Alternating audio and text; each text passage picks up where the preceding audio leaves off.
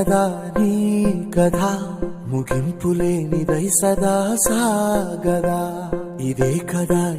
కదా నీ కథ ముగింపులేనిదై సదా సాగదా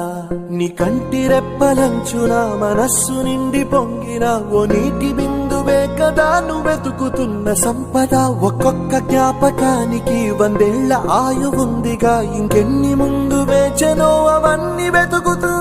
పదా మనుష్యులందు నీ కథ